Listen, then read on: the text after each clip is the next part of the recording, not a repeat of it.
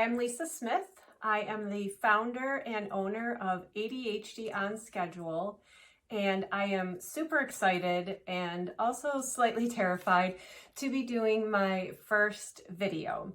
And this is a where to begin video. So if your child was recently diagnosed with ADHD, and if you're anything like me and many parents, you went into it kind of knowing, like you knew that there was something not right.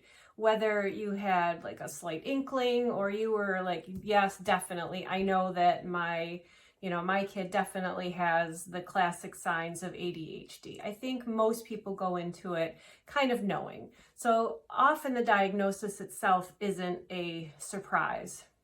But I remember with my daughter, after filling out the endless check boxes on the endless rating scales and assessments, and then finally being told, yes, your child has ADHD.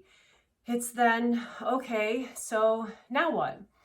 And I don't know exactly what I was thinking was going to happen, but at the time, maybe I just had this quick fantasy of, in those hospital shows when there's the big double doors and they open up and this team of doctors, all serious and smart looking with their clipboards, walk out. And I imagine that one of them comes over to me and they hand me their clipboard, and it's, everything you needed to know about your child's brain and how ADHD impacts that.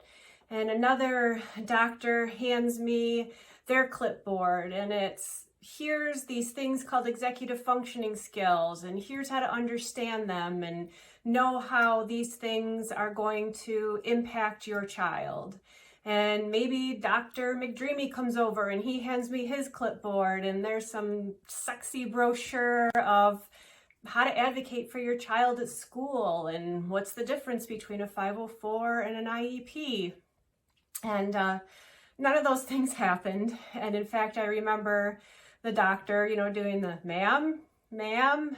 And I remember saying, okay, so what's next? And he said, well, we can talk about medication. And I said, okay, what else? And he just said, well, what do you mean? And I said, well, can you recommend, is there a book or something, that I could read? And he's like, oh, Amazon has, thousands of books, tons of stuff on ADHD. I'm like, okay, do you have a pamphlet on it, a brochure, something, what do we do now? And he hands me a pharmaceutical brochure of the difference between stimulant versus non-stimulant medication. And nothing against medication, but I just thought there has to be more. And I remember walking out and leaving with my daughter, and she's like, so Mom, what do we do next? And I'm thinking, I don't freaking know what we do next at this point. So what we do next, if your story is anything like mine, is you start searching for answers to help your kid. And there's no lack of information out there. There's tons of information on ADHD. But you have to weed through it, and you have to know what's good information, what's not good information, what's good information for my kid, and what might be good for someone else might not be good for my kid. And even the support groups, I know that everybody in there is so well-intentioned and everybody wants to be helpful, but the information that is in some of those things, it is pretty sucky.